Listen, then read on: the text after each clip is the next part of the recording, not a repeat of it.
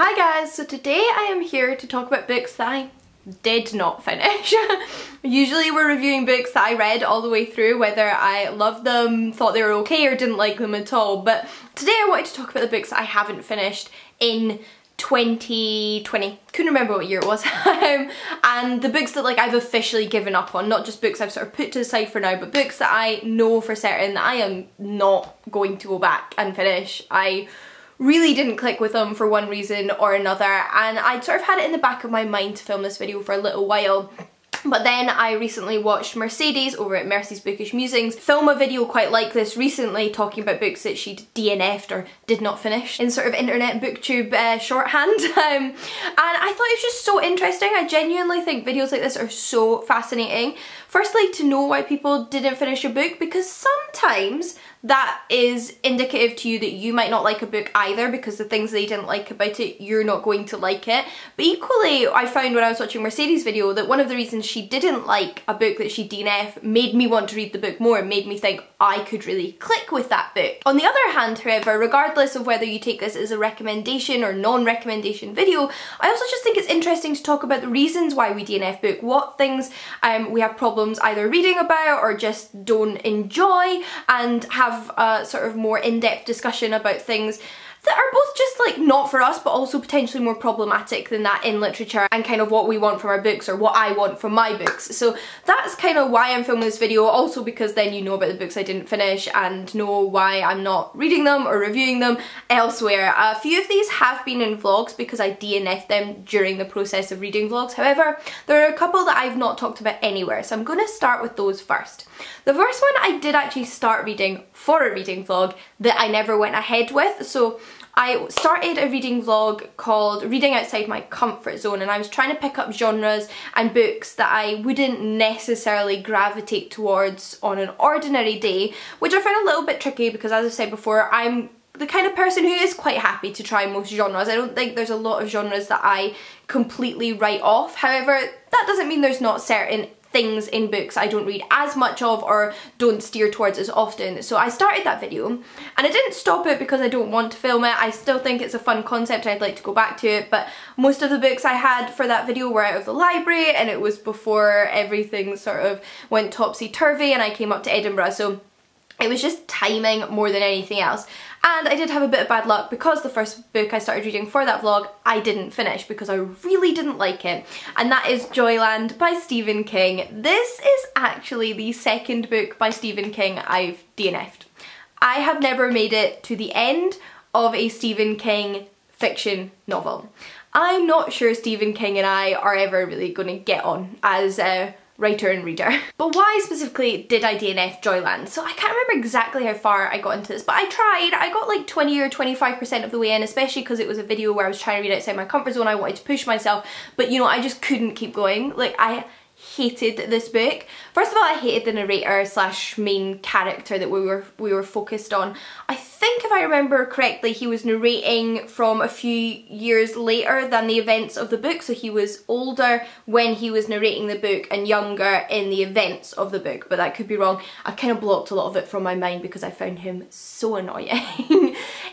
It's meant to be a sort of mystery book, light horror. I don't think it's like full on Stephen King horror. I think it's more like a kind of like dark mystery thriller set at an amusement park where our character gets a job, and he keeps talking about this girl that he's been in a relationship with, and who he thought eventually they'd have sex, and it was all very like, you know, like, oh my god, we're gonna have sex, and it felt like we've been together for so long that she owes me sex. Like, that's what it felt like the narrator was implying, or straight up saying. I can't really remember. It felt very, very sexist. It felt like the narrator slash main character felt very entitled to women's attention, to women's bodies, to sex, to a relationship, didn't really treat this woman like a human being, became sort of obsessed with her, but also quite like dismissive of her. The way he talked about her I didn't like, and it made me uncomfortable, and I didn't feel in any way like this was a book that was going to end up being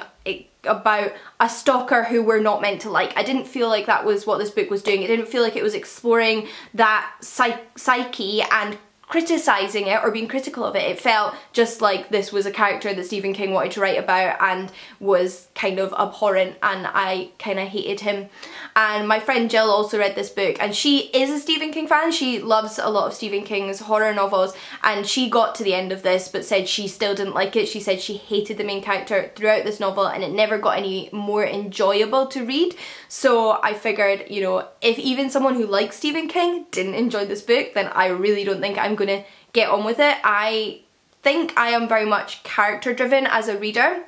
I don't need to like a character, but I need to be interested in a character, and I was not interested in this dude, let me tell you. I want to know if you read this book as well and feel similarly, because I just could not get on with him, and it didn't endear me towards Stephen King's writing in the slightest either, especially having already DNF'd another book by him. Can I also say, on a side note, unrelated to the content of the book, but about the book cover, I hate this as well. I hate this series of book covers. It is a reprint of lots of sort of classic crime novels with these supposedly retro book covers, and I totally get that intention. I think there's something quite fun about retro book covers, but I think these book covers have gone for the absolute worst thing about retro, which is sexism. It's like there's lots of awesome things about old school book covers, but the sort of sexism and objectification of women is not one of them, so I don't know why that's the thing we decided to latch onto with these book covers.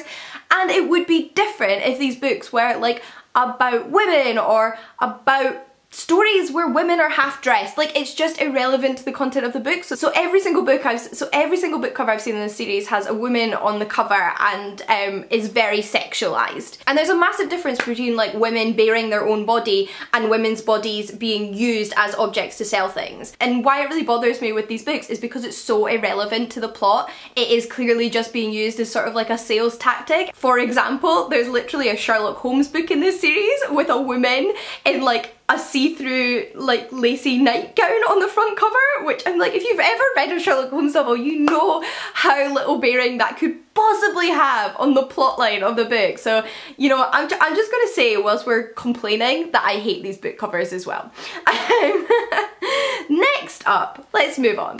So the next book I read, I didn't hate by any means. This is a very different experience of reading from the Stephen King book, and a very different author from the Stephen King book, but I've got to be honest, and I did DNF it. Now that is Bride of the Sea by Emma Hamm. I know I really like Emma Hamm, so I have read 5 other books by Emma Hamm, really enjoyed most of them. However, I just did not click with this book, and I got to the 50% mark. I wanted to keep going because I like Emma Hamm and I like her other books, so I really kept pushing, even though I just was never really clicking with this book, was finding it difficult to carry on reading, was putting it down, forgetting about it, and it took me a while to really accept that I wasn't going to read it. I think I might have actually started this one last year, but it was only recently that I admitted to myself, Jean, you're not going to finish that book, you just aren't really enjoying it. And I think that's really interesting to bear in mind, because there are authors who I have similar experiences with. There are authors I love like Jeanette Winterson, Margaret Atwood, but who have written books I have either DNF'd or really disliked, because I think it's perfectly possible to love an author and just not love every single book by them, and this is kind of the case of Bride of the Sea. Now I think there's a few reasons for this. Emma Hamm's books are fantasy romances, so if I read a romance book, I do kind of need to like the main characters or like something about them. They don't need to be perfect, they don't need to be idealized, I'd rather they weren't, but I need to care about them. And I didn't love either the male or female lead. I just wasn't that invested in them as characters or their romance. They just didn't really click as a couple for me, and I don't think their relationship was founded on much other than looks, and I never really enjoyed that particularly, when I feel like a relationship is entirely based on physical appearance, and it didn't feel to me like they had this like strong bond or connection or anything like that. And I think that's true of the first half of the book because of some of the stuff that even happens, like some of the actions of the male lead. You're like, do you even like this girl? Like what's happening? Do you care about her? I don't want to spoil anything in case you read it, but because of that, I just wasn't that invested. I wasn't like, yes, I believe in this love story and I need it to all work out. And with a romance book, I kind of need to care about that. That for me is important. And also in general, I have to say I'm realising that I haven't clicked with a lot of mermaid books. This is not the first mermaid book I have DNF'd. I have DNF'd other mermaid books which objectively sound great, which have plots that sound really interesting to me, but I never seem to really click with them or gel with them. And then I have read and finished some mermaid books and enjoyed them well enough, but never really loved one. So to this day I have yet to find a mermaid book that I have loved. Mermaids just don't seem to be a magical creature that I love. However, I am still committed. I feel like one day I will find a mermaid book that's for me and I will fall in love with it, so I'm not going to give up on them entirely, but I just think that's an interesting side note whilst we're on the topic. So yeah, this one wasn't really for me, but would still recommend the author. We then move on to books which I did DNF during vlogs, so you might have seen me talk about these in the vlogs I DNF'd them. The first one is the most recent one I DNF'd, and it's Asylum by Madeleine Roux. So I DNF'd this in my video where other booktubers picked what I read. And I'm glad to say that Leanne, who picked this book for me, hadn't read it either, so this wasn't me DNFing a book that I know she loved, which I would have felt worse about. This was just a book she was interested in. And actually some of the things that I didn't like about this book were similar to my experience with Joyland. I did not like the male lead. I didn't like the way he treated the female character that he was interested in dating. I didn't really like how he treated any of his friends. He sort of made these friends at this summer school. It's a book set in a sort of summer school in an old asylum building, and he kept getting annoyed that the gay guy was there because it was like he wanted to just be with the girl, and he was like, oh, he's like desperate to have friends at the beginning of this book, but then just doesn't really seem like a very good friend, because actually all he seems interested in is like getting this girl to sort of like put out rather than like genuine friendships or hanging out with them as a group. And I don't know, it just like, I didn't like him. He didn't click with me. And I also just didn't think the pacing was great. I thought this book was too short for what it was trying to do. I can't remember again how far I got into it, maybe like 20%. I like honestly have no clue. But from what I did read, it just felt like there was no real atmosphere being created. It just felt like I was being told a lot of things rather than shown a lot of things. It was like, look, this is kind of creepy, and I was like, you're not making me feel creeped out as a reader. And because of that, I just wasn't really enjoying the atmosphere, I wasn't really invested in the mystery, and I didn't like the main character. So if none of those things are working for me, I'm not going to persevere with a book, which is a shame because I was really interested in a few of Madeleine Roux's books. They sounded quite good. They're all kind of like YA horror. Let me know if you've read Asylum, didn't like Asylum, but did like other books by her. That I would be interested in, because maybe I would feel similarly. But yeah, was kind of just like underwhelmed and disappointed by this book. We then move on to two books I DNF'd in the same video. So you may have seen earlier this year I filmed a video called An Actual Scot Reads Highlander Romances, because I am a Scot. I am born and bred in Scotland, and I was really curious about the Highlander romance subgenre of romance, which are all romance books, historical romance books, where at least one of the romantic interests is Scottish. And it was a sort of like experimental reading vlog. It was really interesting. I really enjoyed reading it, and I feel like it was fun to film because I talked about the books, but I also talked a little bit about Scottish history, and it came out for me exactly how I was hoping it would. I was really pleased with that video, and you guys seemed to enjoy as well. There was a real mixture of books there. There was some I loved, there was some I thought were okay, and there were some I DNF'd, but the two main ones that I DNF'd in that video that I gave, I feel, a decent chance, I really didn't like. And I'm starting to realise that really I am a character reader, because it's usually the relationships and the characters that put me off a book. And again, that's not because I have to like characters. I mean, to this day, I still really enjoyed reading The Dumb House, and the main character in that is deplorable. That's not the problem, it's just more of a interest or a connection or a fascination or a like of the character. And with romances, you do kind of need to like the character, I think, because you wanted to work out for them. But the first book I didn't finish in that video was Forbidden Night with the Highlander by Michelle Willingham. So, okay.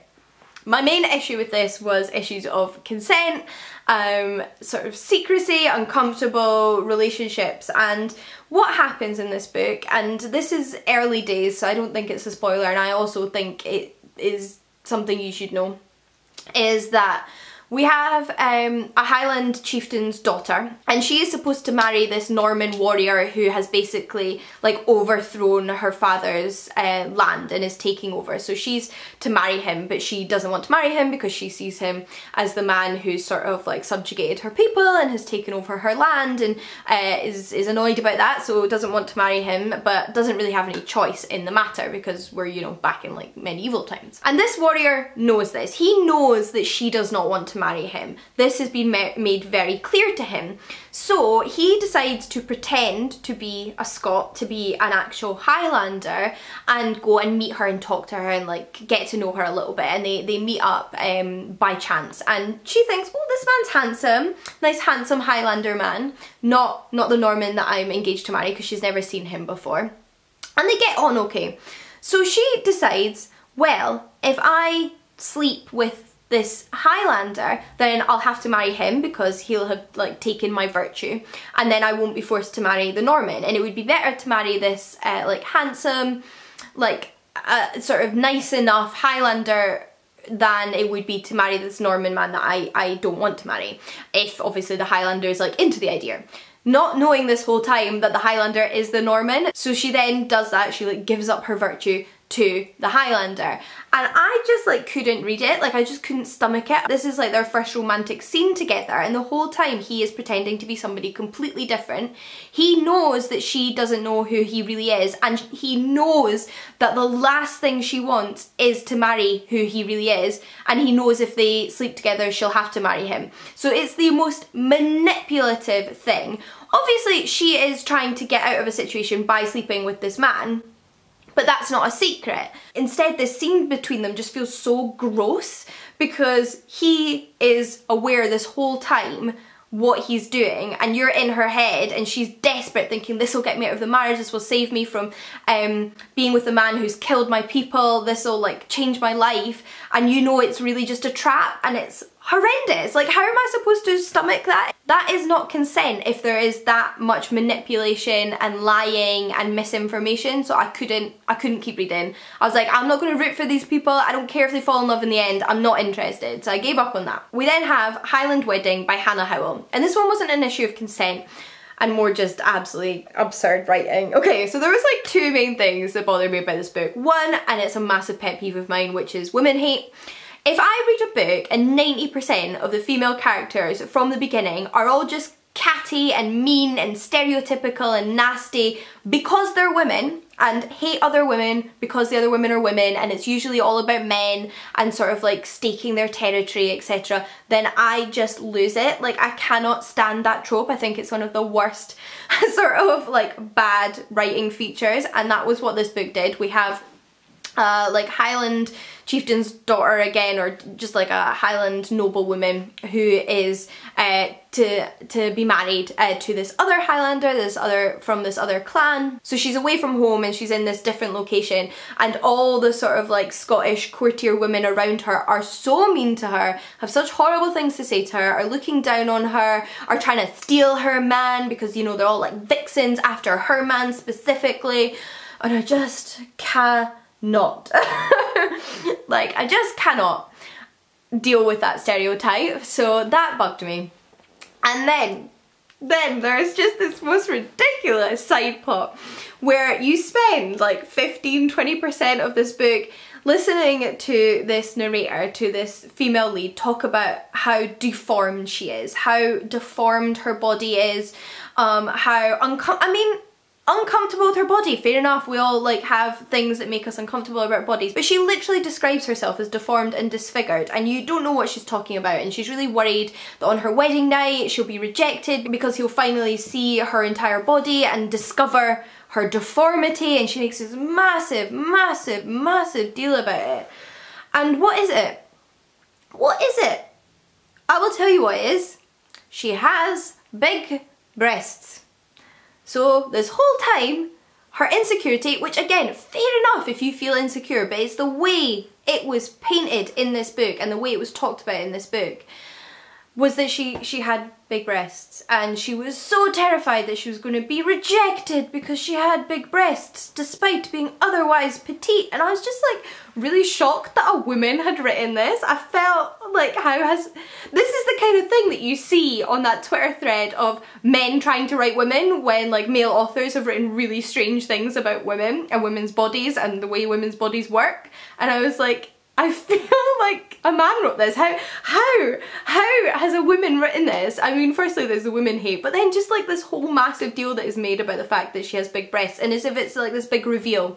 Like that was the thing that really bothered me about it, as if it was like this big plot twist reveal, and I'm like, this is not a reveal, this is not a plot twist. Like, if you want to explore people having insecurities of their body, that would be incredible. That's like a really important thing, and we all have different insecurities, and all of those are valid, so I would totally have understood that. It was just the way it was set up as a big plot point and a big plot reveal, and then it's all okay because he's like, what are you talking about? I love big breasts, this isn't a problem at all, and it's all fine. That's like problem over, insecurity gone. So just,